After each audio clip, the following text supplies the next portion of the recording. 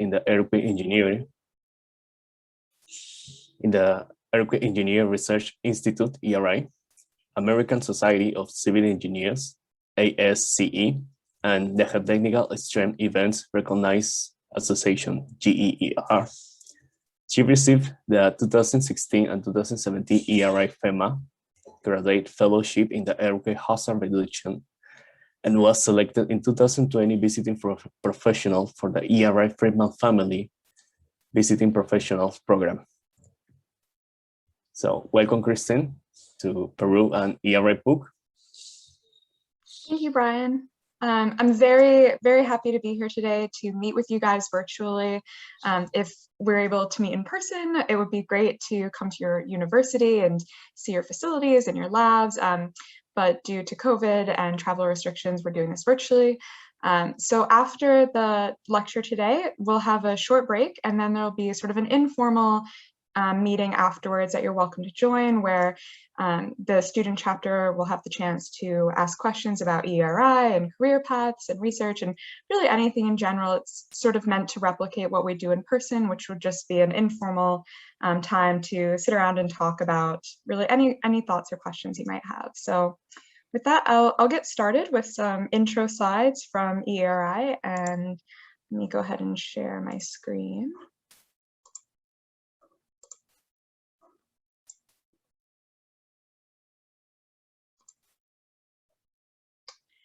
Okay. Oops. All right, Patrick, can you see that? Brian, can you see that? Not yet. No. Okay. What about now?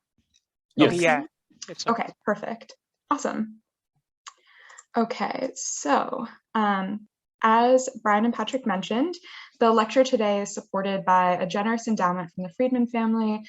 So obviously very grateful to both the Friedman family Visiting Professionals Program and ERI for supporting the time for us to meet here today. I'll be talking today about post-earthquake reconnaissance, empirical methods, and practical applications. But before we get started on that, I want to go through a couple of slides about ERI and sort of as young members and student members, sort of what's available for you through this organization. I understand from Brian that a lot of people are already ERI members. So hopefully for those who are not, it might encourage you to join. And for those who are ERI members, hopefully it'll give you a little bit more background on the different programs that are available. So ERI, the Earthquake Engineering Research Institute, was established in 1948, and it's the leading nonprofit membership organization connecting multidisciplinary professionals dedicated to reducing earthquake risk. ERI's mission statement is to reduce earthquake risk through advancing the science and practice of earthquake engineering, improving the understanding of the impact of earthquakes on the physical, social, economic, political, and cultural environment, and by advocating for comprehensive and realistic measures for reducing the harmful effects of earthquakes. So we're not just a research organization, not just a practice organization, really looking at this, trying to get the full perspective. So ERI has had a huge impact on my professional career as an earthquake engineer. And by joining ERI, it puts you in contact with a global network of multidisciplinary professionals. There are conferences, journals, webinars, many different opportunities to connect with your colleagues, learn about different technical topics, different strategies and advocacy efforts.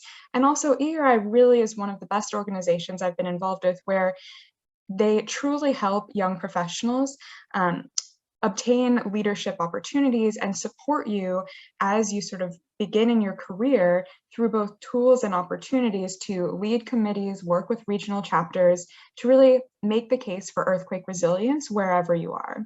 And we have members from across the country, so both high seismic regions, low seismic regions, as well as many international members and international chapters, similarly with different seismic backgrounds. So I got involved in ERI probably a little bit differently than Patrick. So I did not start as a student member like many of you are. I actually got started at my first job in New York City. So I was fresh out of the master's program working in New York, and my supervisor at the time was involved with setting up the New York Northeast chapter, and it sounded like something really interesting. And so I was fortunate to be able to get involved in helping to set that up, and that sort of was my introduction to ERI. A couple of years after that, I went back to school to do my PhD, and that's where I joined as a student member during my graduate school studies. I got to know a lot of different people through conferences and different activities. I was fortunate to receive the Graduate Fellowship in Earthquake Hazard Reduction, which introduced me to further people within ERI and supported my graduate studies through funding. And then once I finished my PhD, and having realized how much of an impact ERI had had on my career thus far, I continued as a young professional member. And since becoming a young professional member, there have been many, many different ways I've been involved through the Younger Members Committee, the School Earthquake Safety Initiative, the Learning from Earthquakes Travel Study Program, and through parallel activities as well. So the 2018 Anchorage earthquake, I was part of the gear team for that, but through my gear experience, I was able to collaborate with ERI on sort of follow-on activities from that. As you guys make the transition from student members to young professional members, I highly encourage you to join the Younger Members Committee. For me, joining the YMC was really the jumping off point for getting involved in all of these different activities. It's a great group of people to be involved with. If you have no idea how to get involved, this is the place for you to start. Everybody in the committee is so enthusiastic about the work that we do and helping connect you with other people.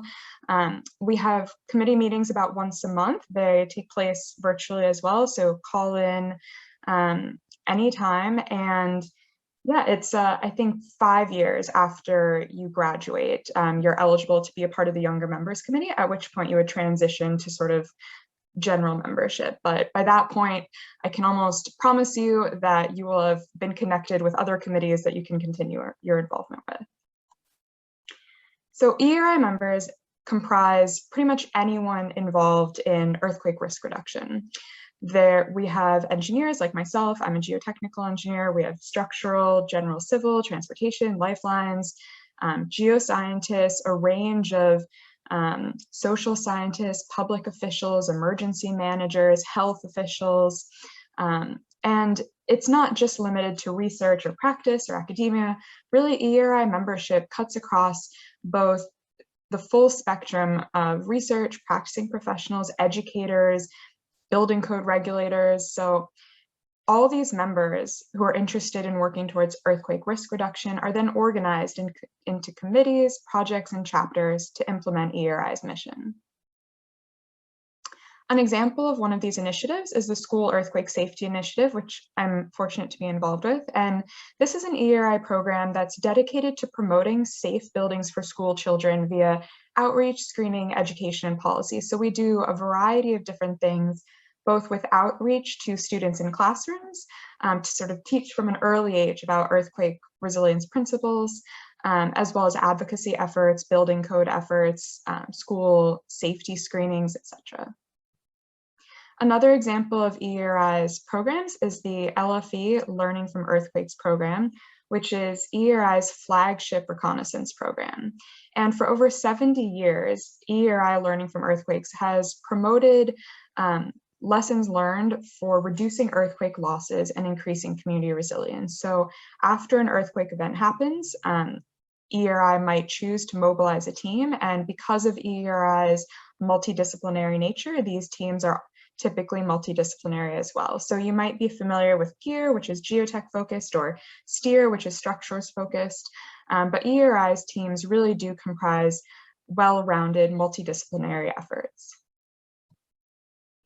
In addition to the LFE post-event reconnaissance program, ERI has recently also started the LFE Travel Study Program back in 2017.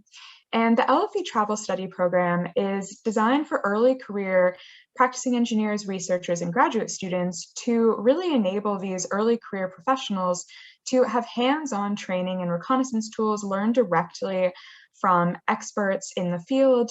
And in the case of the 2019 Travel Study Program, go to regions several years after an earthquake event has occurred to be able to understand long-term recovery effects as well.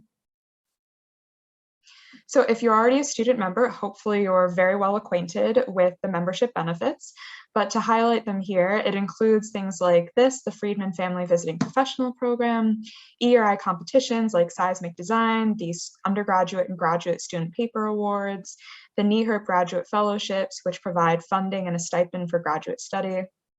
There are travel grants to the ERI annual meetings. You get access to the Earthquake Spectra Journal, which is absolutely phenomenal, and a lot more. There's really no reason as a student why I wouldn't join.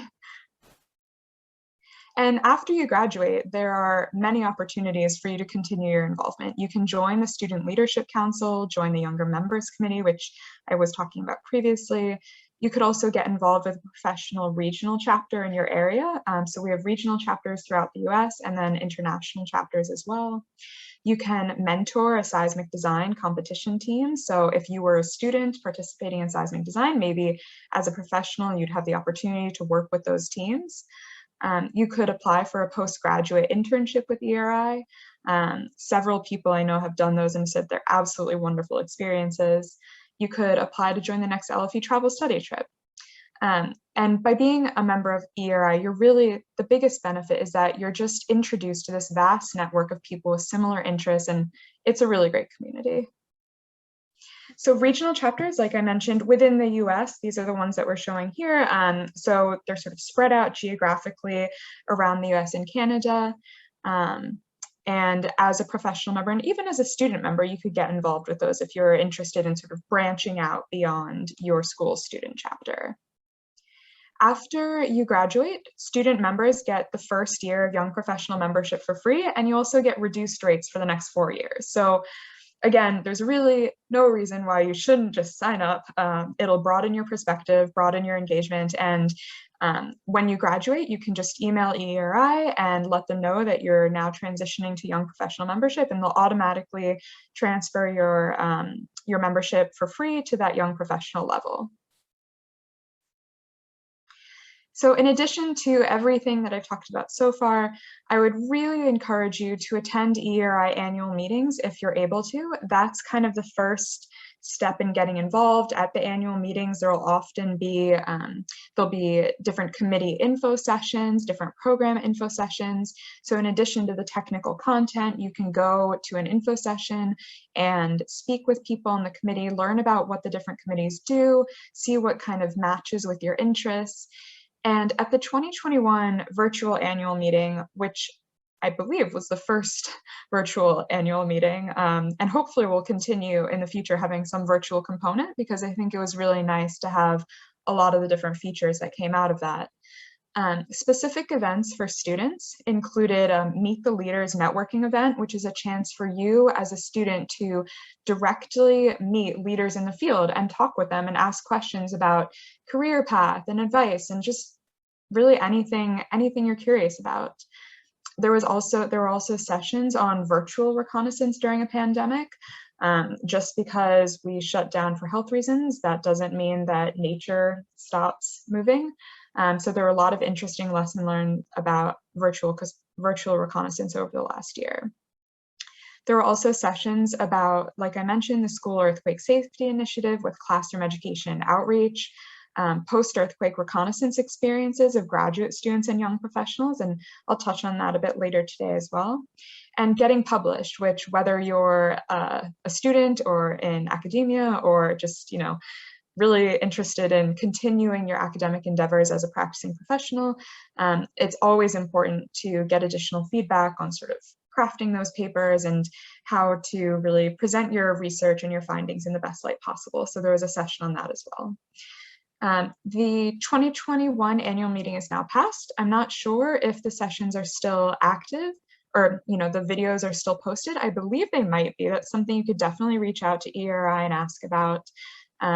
But the next annual meeting in 2022 is scheduled for June and July in Salt Lake City, and it'll be concurrent with the 12th National Conference on Earthquake Engineering. So this occurs every 4 years. The last one was in Los Angeles, and the ERI annual meeting, when it combines with the national conference, really is just an extra special event. So there are many more technical lectures, many more people involved, and it just sort of broadens the whole perspective of the event. So highly encourage you to check out the 2021 virtual annual meeting recordings if those are still available, which I hope they are, and maybe think about traveling for the national conference if that's something that's available, or if you don't think that you'd be able to travel for it, reaching out to ERI now and letting them know, these are the things from the 2021 meeting that I'd really be interested to see virtual components of for 2022, because they're, it's being planned right now. And so if there's stuff that you're really interested in attending or seeing or participating in virtually, it'll be great feedback for ERI to have that and build that into the 2022 program. So hopefully that's given you sort of an overview of ERI. If you're not a member, maybe it's encouraged you to think about joining. If you are a member, hopefully you've learned something new about what you can participate in. And of course, you can always contact ERI with questions and check out the website, which has recently been restructured. All right. So with that, if this works. Can you guys see my screen? The new slide? Okay, great. So with that, we can transition to the technical lecture for today, which is on the topic of post-earthquake reconnaissance, empirical methods, and practical applications. And what I'm really hoping is that after seeing the information I'm presenting today, you'll come away with an appreciation for how post-earthquake reconnaissance really feeds into research and development of empirical methods, which we all use every day in engineering practice. So post-earthquake reconnaissance, we see a lot about it from presentations and papers after events, but really boiling down, what are we trying to do with post-earthquake reconnaissance? We're trying to document areas with damage, of course. That has historically been sort of the bread and butter of post-earthquake reconnaissance. But as we obtain more information and advance our methods, it's also important to document areas without damage. It's important to, just as we learn from failures, it's important to learn from successes so we can apply those in other areas. It's also important during post-earthquake reconnaissance to gather as much supporting information as you can. When you're in an area doing reconnaissance, seeing things live, that's when you're going to have sort of the most keyed in thoughts about what information would be great to have to support the observations that I'm getting right now. And in line with that, it's also important to connect with the local community because, if you've traveled somewhere overseas or if you're sort of far from your home base, once you return back to sort of where your home base is, having those local connections, people that are familiar with the sort of unique characteristics of the region, people that have access to different data sources, that's going to be really key as you work through making sense of your observations and trying to formulate it into what we call meaningful case histories. So, as the practice evolves and as the community and state of knowledge advances, a lot of the things that, at first were new information, we sort of get a good handle on, and then we need to think about, okay, has this phenomenon been documented before? Do we have a good understanding of it? Are there new things that we're seeing that would really add to the practice and add to advancing the state of knowledge? And that's what we mean when we talk about sort of developing meaningful case histories. So you're probably very familiar with these landmark earthquake events that I'm showing here, the 1964 Nevada earthquake, 1964 Great Alaska earthquake, 1989 Loma Prieta earthquake, and the 1994 Northridge earthquake. So these are what I would call landmark earthquake events. In addition to these, there's 1989 Mexico City, 95 Kobe, Chichi, Coachali, and so these events, which were kind of historic events now becoming landmark earthquake events, were investigated using traditional methods and traditional approaches, which typically consisted of on-the-ground observations, measurements, and maybe individual borings or CPTs. So for these events, it was really discrete individual measurements, and people were, of course, limited by the technology and resources at the time. But as we move towards more recent earthquake events, we're able to take advantage of advances in technology so that for more recent earthquake events like the 2011 Tohoku earthquake, 2010, 2011 Canterbury earthquake sequence, the 2010 Haiti earthquake, the 2015 Nepal earthquake, we're able to take advantage of bigger data sets that become available. We can then begin looking at regional observations, whereas before we maybe only had individual data points that were spread out around a region. Now we're able to sort of fill in more of the picture, and we're able to do larger scale interpretations, think about more interrelated effects, and recognizing that, you know, it's not just enough to look at only structural or only geotech, but we really need to take a multidisciplinary approach to things. The approach to post-earthquake reconnaissance and data collection similarly continues to evolve. So post-earthquake reconnaissance, collecting field observations is paramount. It's absolutely important to do after an event. Post-event, the data and the observations are what we call perishable data, meaning that as time passes after the event, whether it's geotechnical damage features like liquefaction ejecta and sand boils or fault scarps, you know, they're subject to erosion and precipitation, and which sort of reduces what we can obtain from the data over time. So in addition to our field observations, we also want to supplement that with laboratory testing, physical modeling, numerical modeling, and simulations, because we want to investigate aspects that cannot be understood from field observations alone. When we do post-earthquake reconnaissance and we obtain field observations, in some cases, there might be a very clear-cut reason for why we're seeing what we're seeing. If you see a lot of ejecta next to a building, it's probably going to be pretty clear-cut liquefaction happened here, and that caused, you know, the settlement that we're seeing. But in a lot of cases, and as we move towards sort of understanding more complex interactions in systems, we will need to do supplemental investigations to really tease out the different phenomena that are at play and to investigate different aspects that we can't necessarily distill down from our field observations alone. This is not something new. This is something that's been recognized going all the way back to some of the earliest publications based on post-earthquake reconnaissance and field data. And all the data that we collect, the analysis and the research that we do, all of that's making its way, hopefully, towards the development of empirical methods, analytical methods that we can then use in practice to design systems and improve our practice moving forward. But it's important to think about these methods that you're probably using every day in practice. It's important to think about the underlying framework for these methods, the uncertainty in the data that they're based on, the applicability of these methods. If a method was developed using a data set that doesn't really match the situation at hand, you know, you have to think about, is this something where I can apply this method? Am I able to extrapolate?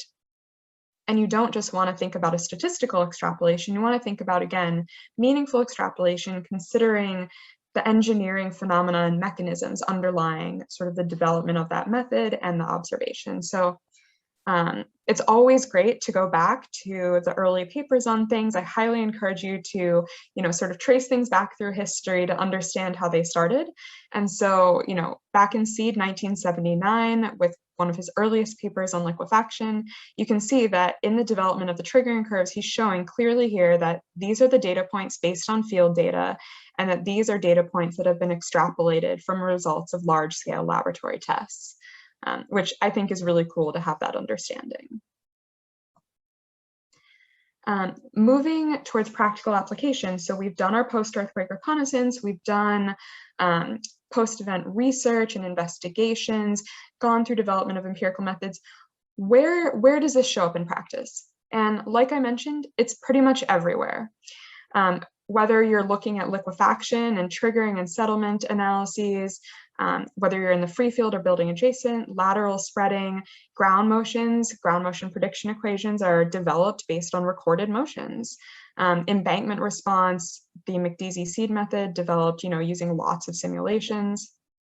it's important to think about the underlying framework and applicability as you use these methods in practice, and consider site conditions, structural information, event characteristics, potential interactions from sequential events. In recent years, there's been a lot more attention paid to earthquake sequences and how that affects damage observations. And as we sort of get into this more multidisciplinary area, and also within our individual disciplines, thinking more about system response, it's important to think about things holistically, and whether that includes many components within your own discipline or many components from across different disciplines. It's part of how we'll be able to advance not just the state of knowledge in our own field, but the overall field of earthquake resilience and risk reduction in general.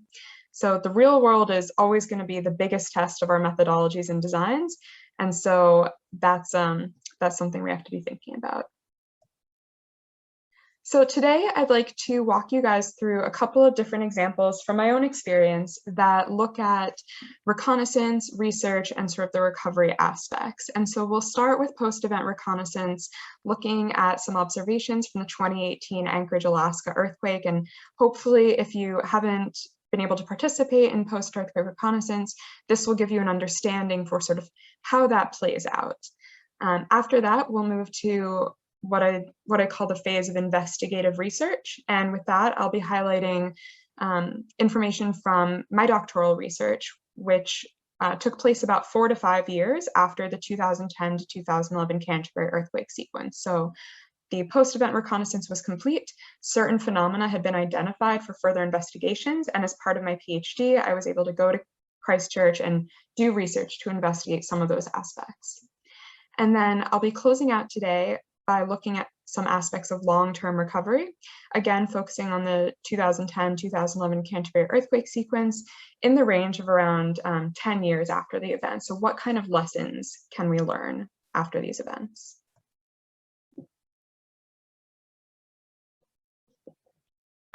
So the 2018 Anchorage, Alaska earthquake was a magnitude 7.1 event.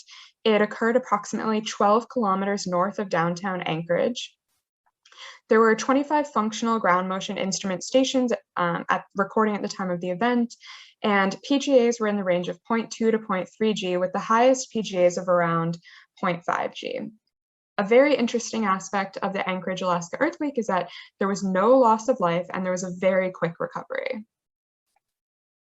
So although there was no loss of life, this earthquake was significant for many reasons. And due to the significance, the Geotechnical Extreme Events Reconnaissance Association decided to mobilize a team about 1 week after the event. 7 investigators from different universities and organizations in the US went to Anchorage to observe and document significant geotechnical engineering impacts and lessons learned from the event, working again with the local engineers in that community who had been out in the field since essentially the first day after the event.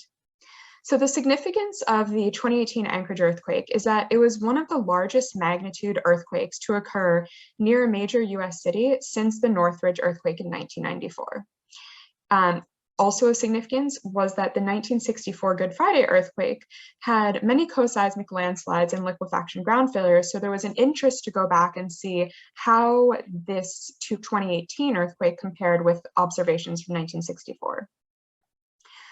As I mentioned, there is a dense network of ground motion recording stations in Anchorage, both recording stations, instrumented structures, and deep vertical arrays, which is pretty unusual. A lot of times you might only have a handful of ground motion recording stations spread out throughout a region, but in Anchorage, it's a very dense network that would hopefully have allowed for us to do investigation of ground motion effects and variability, and really looking more in depth without having to sort of extrapolate those recordings over large distances.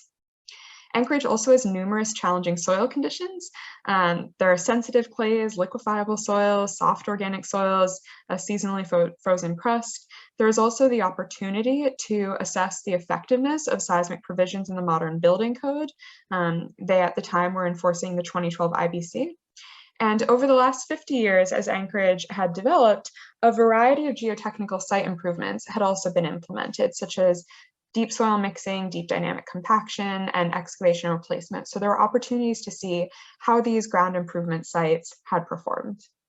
And as I mentioned before, although there was no loss of life, there was really no devastation citywide, it's important to document those successes so that we can learn from them and apply those lessons learned in other locations. So the GEAR investigation took place from December 10th to December 15th with fieldwork. Some of the challenges with this investigation were that we faced very short days. We only had 6 hours of sunlight every day due to the winter conditions in Alaska.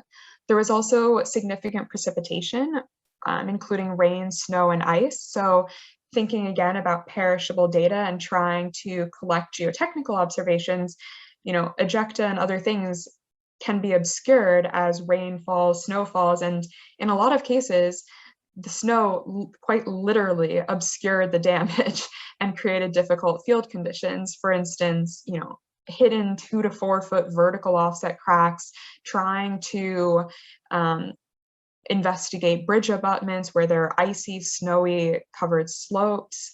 And of course, it's important to gather this data, but the #1 rule is that safety is paramount, and as important as it is to document this information, it's not worth risking your life.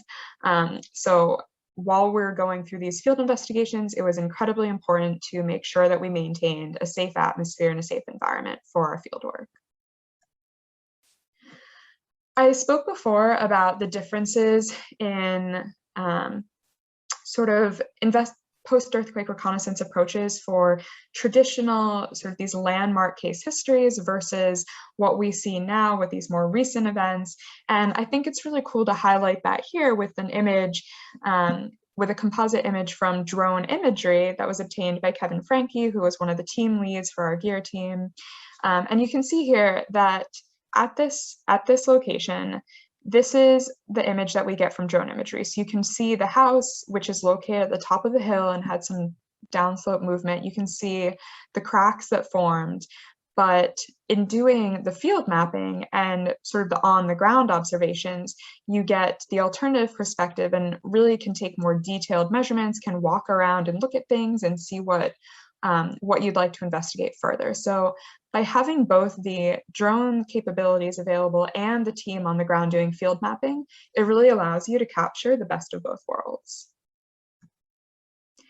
What I'm showing here is the seismic network throughout downtown Anchorage, and this is very dense. There are not very many places in the world where you have this dense recording station coverage. And so similarly, with post-event investigations, having dense coverage, it allows you to look at things on the regional scale. And instead of, a lot of times we'll have to project things out or extrapolate things and make a lot of assumptions about how, ground motions might change with distance or other things. Having this type of dense coverage, it really improves our chances of extracting interesting, meaningful data from this event. Our geotechnical findings from post-earthquake reconnaissance, just boiling them down to very brief statements here, is that infrastructure damage, although not widespread, was primarily due to the following geotechnical issues. We observed localized liquefaction and granular fills beneath structures. We observed slope instabilities in both native slopes and anthropogenic fills. And we also observed some bearing capacity failures in organic soil due to cyclic softening. So although the damage was relatively limited, compared to the 1964 event, there were still opportunities for further investigations and follow-on research, especially when put in the context of the extensive network of seismic recording stations that were available. One of the key takeaways from this was that it really was collaboration among local, state, and federal entities that enabled this quick response. we were in Anchorage 1 week after the event occurred, and by that point, many of the failures that had been seen on the news had actually already had temporary repairs implemented, which is just amazing and fantastic, because those repairs allow the community to get back up and running quickly, which is what we want. That's the goal. And we heard time and again that existing relationships, trust between different entities really enabled this quick response and temporary repairs to proceed. So moving from the post-earthquake reconnaissance phase, where we're gathering data, collecting our observations, trying to sort of see what we can understand and learn from this event, I'd like to move to investigative research, which is a couple of years down the line. We've identified what's of interest, what we'd like to look at. And so with that, I'll focus on the 2010-2011 Canterbury earthquake sequence. The reconnaissance efforts for this earthquake sequence involved strong collaboration between New Zealand and international groups, with many students involved. And this led to really fruitful subsequent research efforts. So if you're not familiar, the Canterbury earthquake sequence consisted of 4 main earthquake events shown here, and the 2 that are most commonly talked about are the September Darfield earthquake and the February Christchurch earthquake, which caused widespread, devastating liquefaction throughout Christchurch. I believe over 30% of developed land suffered severe damage. So I was involved with the research following the Canterbury earthquake sequence through field testing and laboratory testing to investigate discrepancies that were observed between field observations and triggering predictions. At many sites throughout Christchurch, state of practice methods indicated that liquefaction would be expected, and during post-earthquake reconnaissance, liquefaction was observed, such as at the site shown here. However, there were also many sites, which were predominantly silty soil sites, where state of practice methods indicated that liquefaction would be expected, but during post-earthquake reconnaissance, no surface manifestations of liquefaction were observed, like you can see at the site shown here. So at this site, our state of practice methods say that severe liquefaction should have been observed. However, during post-earthquake reconnaissance, researchers observed no surface cracking, no ejecta whatsoever. So it was really this discrepancy between our post-earthquake field observations and our state of practice liquefaction triggering predictions that led to the development of the research program I'll be discussing today. Going back to thinking about case histories, liquefaction case histories have typically focused on clean sand sites, and the laboratory testing has also tended to focus on clean sand sites, which have historically caused the most damage. So the silty soil sites that we're investigating through this research really do differ from a majority of the case history database. Taking, for example, the Boulanger and Idris 2014 database, out of 253 cases, fewer than 15% of those cases have what would be considered silty soils, fines content greater than 35%. And thinking again about what we mean when we're talking about triggering and empirical methods. So this triggering curve here, when we're talking about whether or not we see liquefaction or no liquefaction, because this is based on post-earthquake observations, what we're really implying with this is liquefaction effects observed at the ground surface or no liquefaction effects observed at the ground surface. So there's this implicit pairing of triggering and manifestations, which is something that as the state of knowledge advances, we're trying to sort of tease that out. So post-earthquake reconnaissance after the Darfield earthquake captured areas with no observed liquefaction all the way to moderate to severe liquefaction. And the map shown here is interpretations of liquefaction damage based on aerial photography. And so you can see in the Darfield earthquake, damage was primarily located along the Avon River, which is this little snake-like feature here. And after the Christchurch earthquake, however, there was severe and pervasive liquefaction throughout much of Christchurch. However, there were also many areas in the city where no liquefaction was observed, such as in this site, in this area in the southwest part of Christchurch. And it was in this area where no liquefaction was observed. However, our state of practice methods indicated liquefaction to be expected that we chose to focus our study. We performed field investigations and laboratory testing. So in 2014, we performed preliminary site characterization and cyclic traxial testing. We went to 8 sites and did sonic boring, CPTs, crosshole seismic, which was performed by UT Austin. I took many, many high quality samples so that we could do testing of undisturbed specimens in Christchurch. And in 2016, we were able to go back to a select number of sites and based on the results of our 2014 investigation, do follow-on studies to look at in-depth site characterization and detailed logging. So with that, we went to 3 sites and we did, again, high-quality sampling so that we could do detailed logging of the layering sequences we were seeing in those silty soils. And we also pushed mini CPTs, where a conventional cone is 10 centimeters squared, a mini CPT, is 5 centimeters squared. And so we're hoping that with the smaller size cone, we might be able to see additional resolution on some of the layering that we'd observed in our 2014 investigations. After doing our field investigations and laboratory testing, we of course wanted to compare our laboratory findings with those state of practice predictions and our post-earthquake field observations. So our laboratory data indicated a CRR, which is the soil, essentially the soil's resistance to liquefaction, of around 0.19. And our state of practice methods indicated that it would be around 0.16. So you don't have to worry too much about the exact numbers, just think the soil's resistance is around this purple number, 0.16 to 0.19. But compared with the estimated demand, we see that the demand in red is around twice what we're getting for the estimates of resistance. So although our laboratory data is telling us that we're getting estimates of resistance that are relatively comparable to our state of practice methods, both the lab and the state of practice methods are saying that we're well below the imposed demand.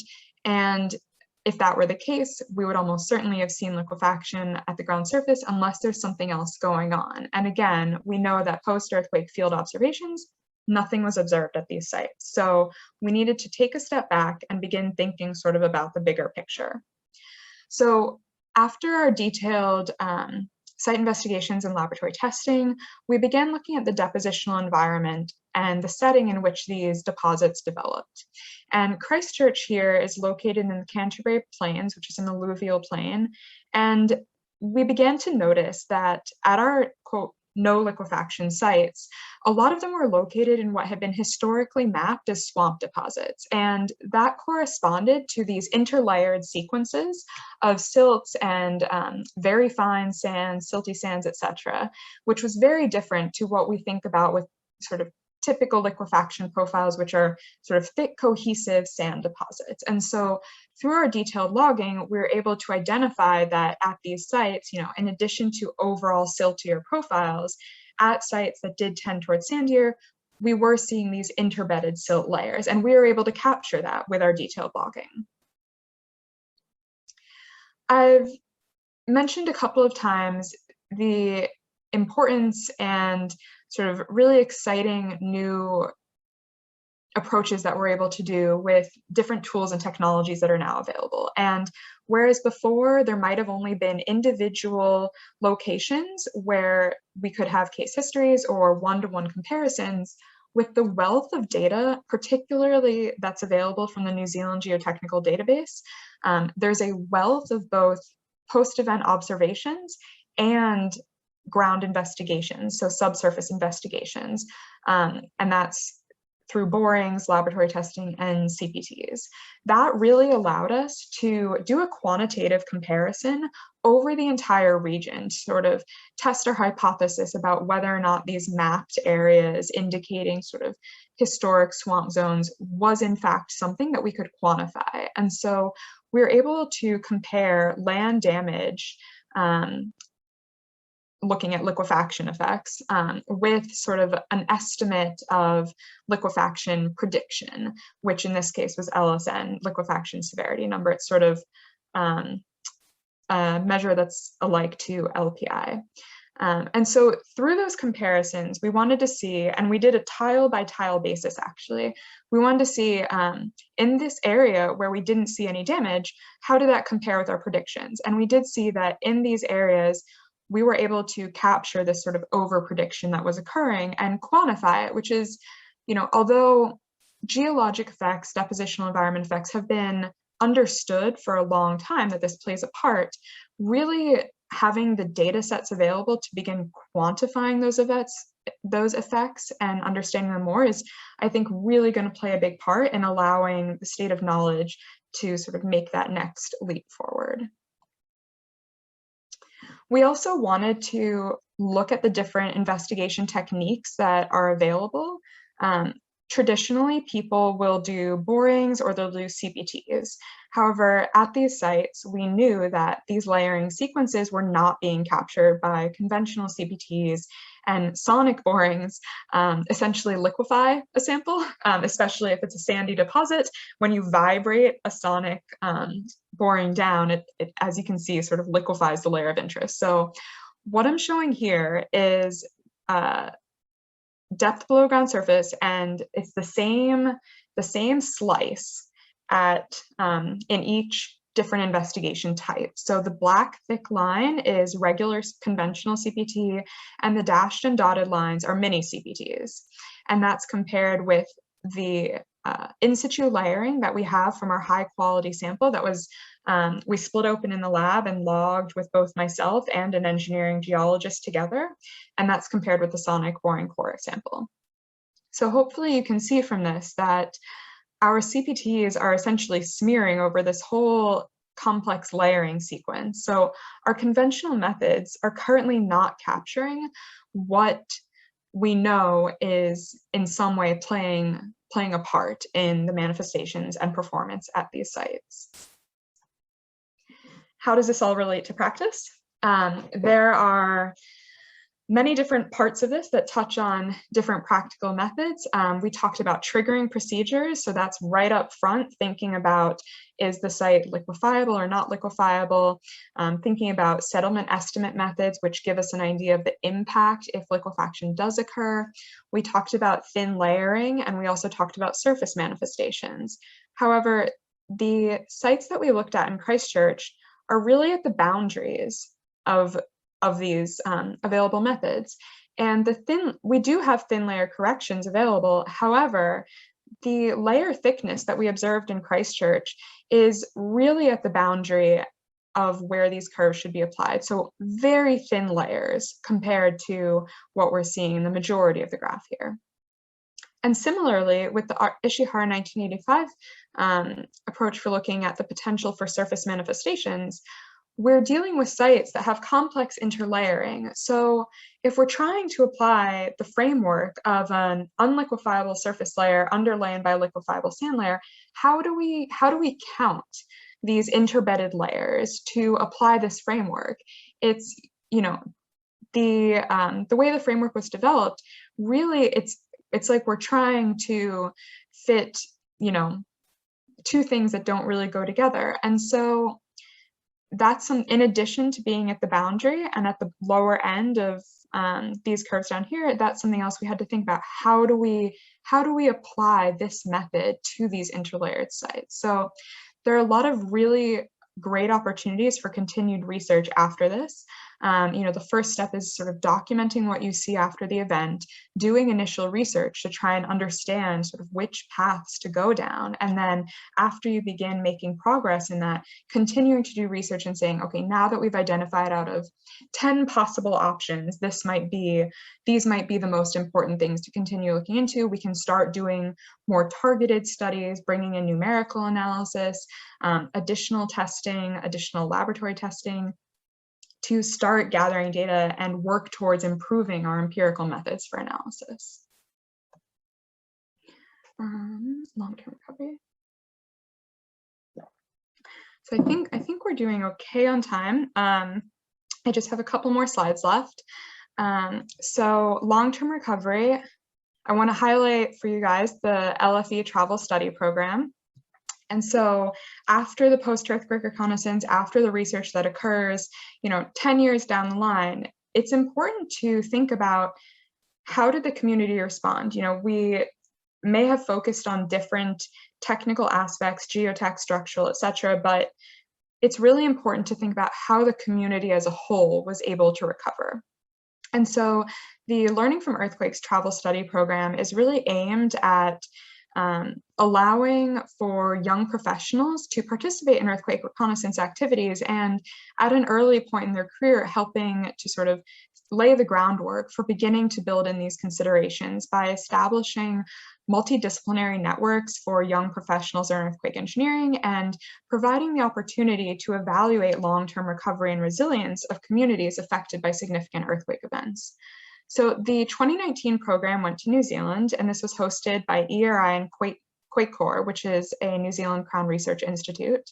And the 2019 program in New Zealand focused on the recovery following the 2010 to 2011 Canterbury earthquake sequence and the 2016 Kaikoura earthquake, which I have not talked about today, but that was an event with significant landslides and liquefaction damage as well.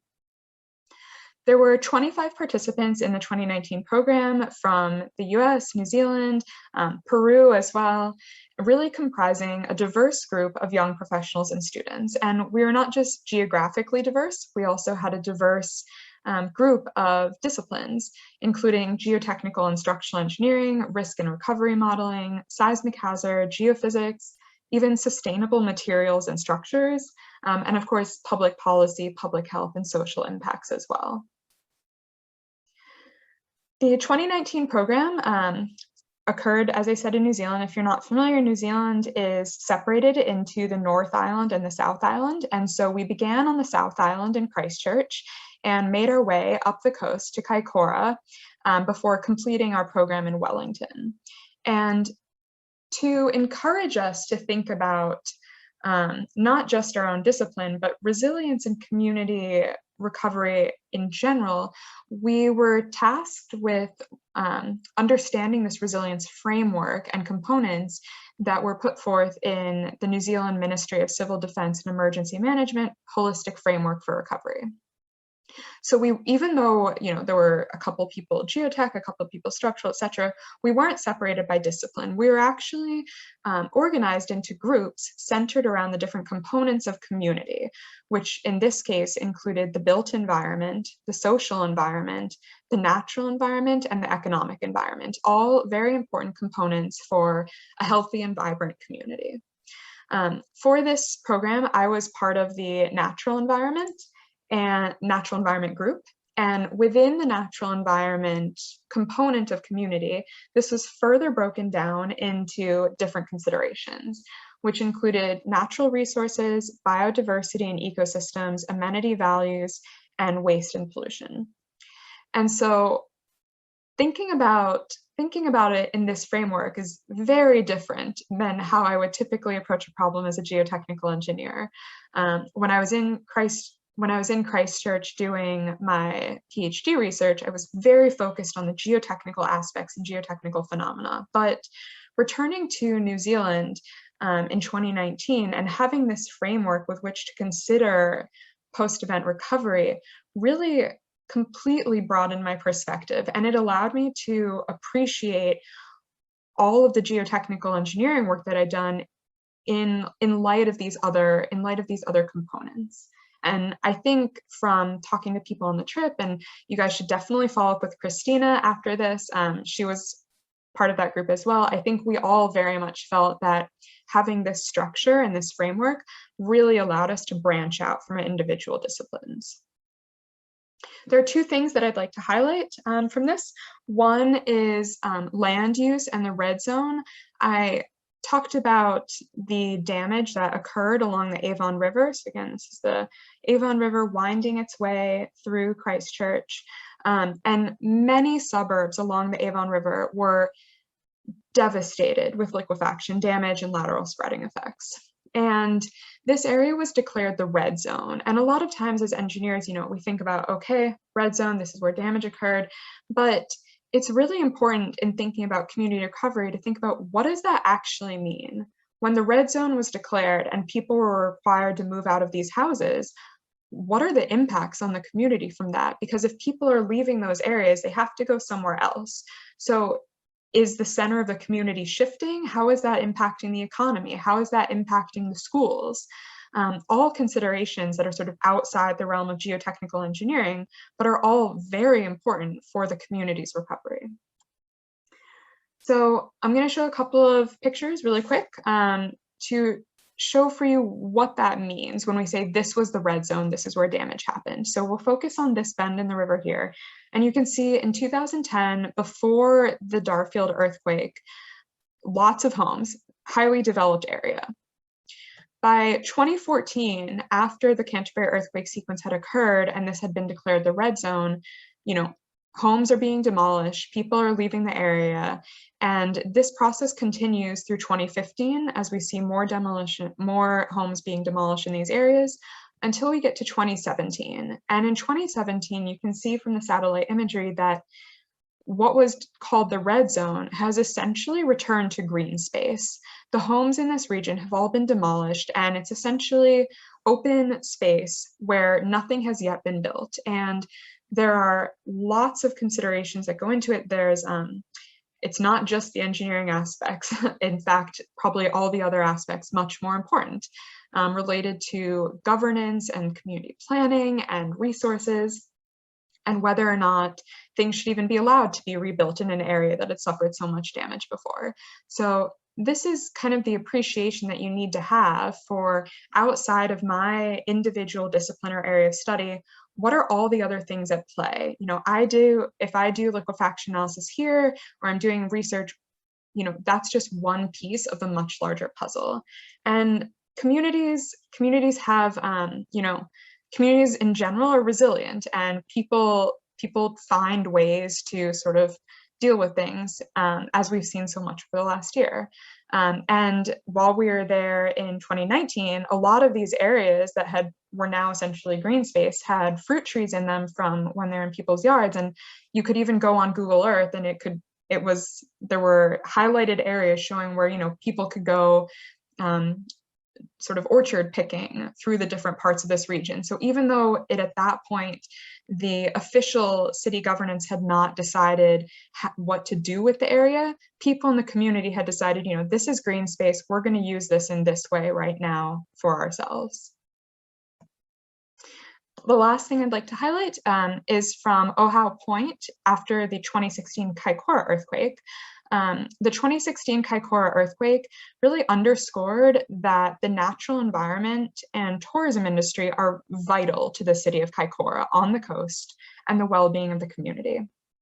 Damage along the coast isolated communities and exposed vulnerabilities in existing infrastructure systems. There were a lot of areas that were completely cut off due to damage to these coastal roads and railroads. So by embracing the concept of building back better, repair and construction efforts work to incorporate considerations for both the natural environment and tourism needs for the community.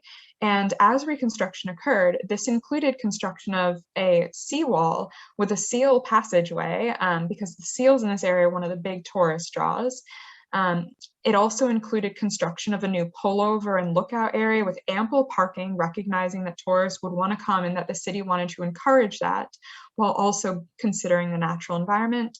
And it also included, of course, improved rockfall protection along the coast as well, recognizing the engineering needs. So this was a very interesting example of kind of building back better and improving during the reconstruction efforts. There were many organizations involved in the different aspects of reconnaissance and research that I discussed today. So I want to make sure those are all acknowledged. And with that, I will wrap up. And thank you guys so much for listening. I am really looking forward to chatting with you all in our informal chat afterwards. And hopefully we have a couple minutes for questions now. Thank you, Christine. That was an excellent presentation, and it really gave us many perspectives on earthquake recovery and data collection following earthquakes. So we do have time for a couple questions, and there were some posted in the chat. I'll start with the first one from Angel. How is seasonally frozen crust a cause for damage during an earthquake? And what are the ways to prevent damage in structures that are related to this problem in the soil condition? Okay. Sorry, let me just read this real quick. Okay. So the seasonally frozen crust is not a cause for damage. It's actually something that might mitigate damage. So seasonally frozen crust, Anchorage, Alaska, during the winter, very cold. And so if the upper part of the ground is frozen, that essentially has the potential to act like a cap. The Ishihara 1985 method that I talked about in one of the slides looks at if you have liquefiable soil underneath if you have liquefiable soil underneath non-liquefiable soil, then that non-liquefiable soil at the top can act as a cap, because when soil liquefies, there's going to be ejecta generated, and it's going to try and travel to the ground surface, and it vents, creating sand boils, like you've probably seen in a lot of photos. So if there's some sort of clay soil or some sort of, predominantly clay soil, or a thick non-liquefiable layer overlying the liquefiable soil, that can kind of keep everything from breaking through to the ground surface. And similarly, a frozen crust could potentially act in a similar way. That wasn't something we ended up looking into in detail, just given that there were so many different things that we wanted to investigate. And it was also, I believe, a pretty warm year for Anchorage.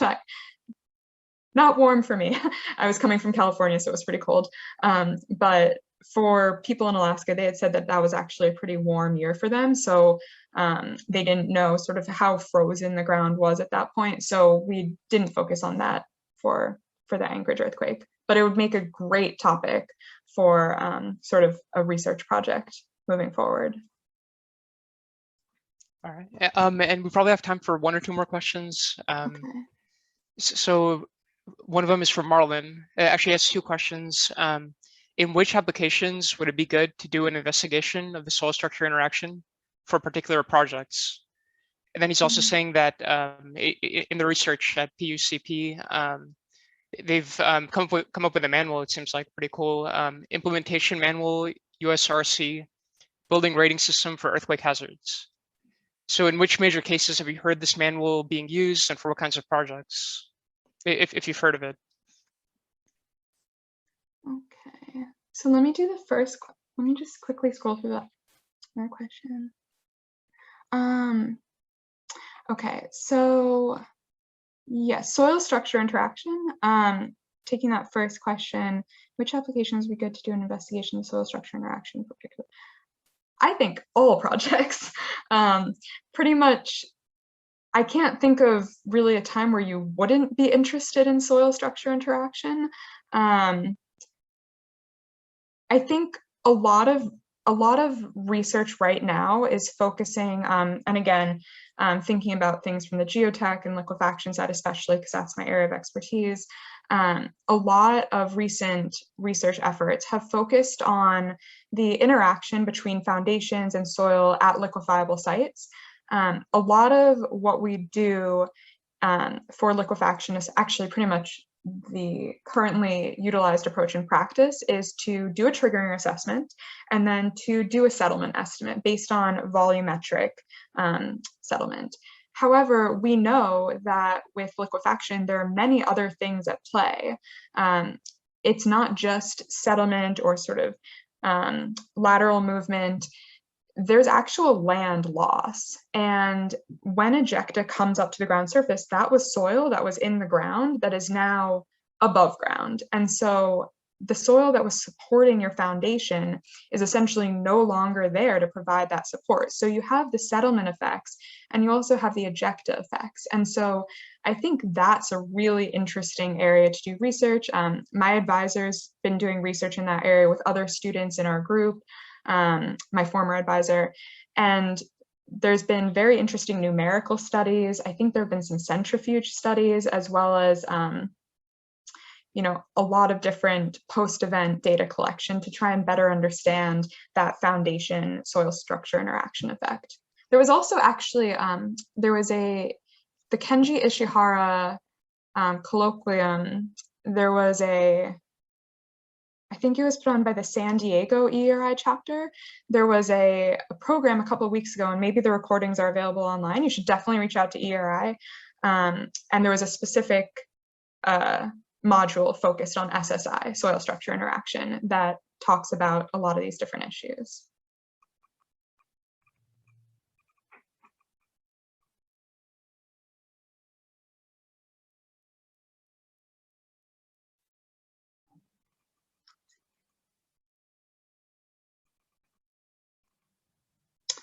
Do we have time for, maybe we could do one more quick question, Patrick, and then we can always continue these conversations in the informal chat afterwards for sure.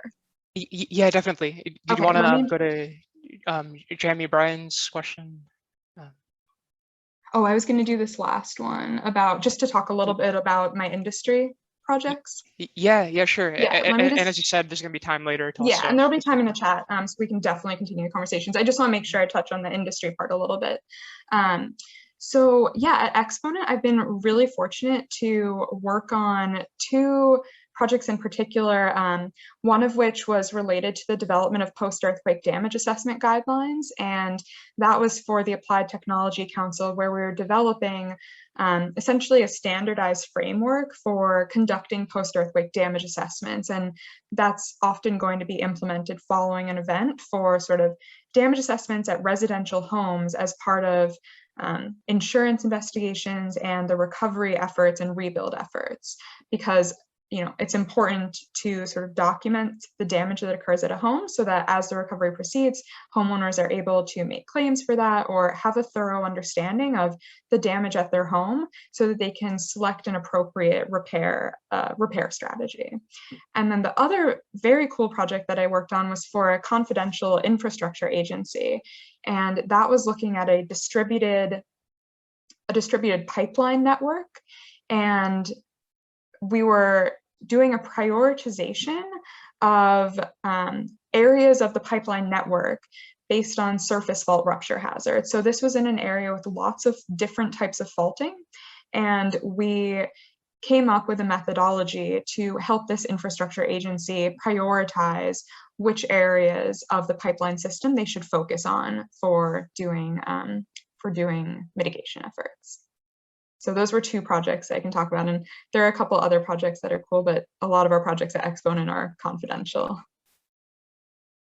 So Patrick, why don't we can you save some of these questions for the informal meeting? I think we have a different Zoom link. Yeah, I'll try to save them and then put them in the chat when we get there to the next Zoom link. So I can try to do that. Okay, cool. Yeah, so for now I'll put a link to the next Zoom meeting, which will start at 12:30. I'll put that in the chat. And I think Brian, did you want to do a screenshot of everyone? Yes, before finishing, why don't we take a photo? Just turn on your cameras and we can take a photo. So guys, I invite you to turn on your cameras so we can take a photo for our social media. Yeah, come on, everyone. Come on, guys.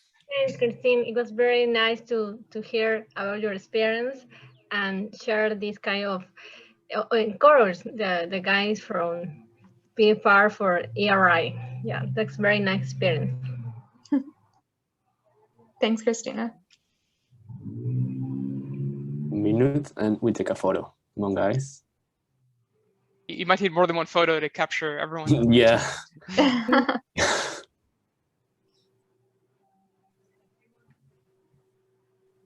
have 3 slices, so 3 photos. Okay. Okay, 1 minute. Turn on your camera, guys. Okay. I'll take the first photo.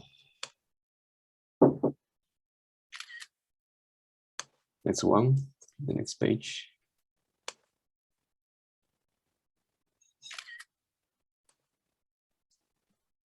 And the last one.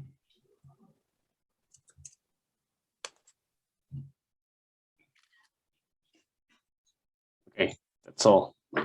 I took 3 photos, so we will post on our social media.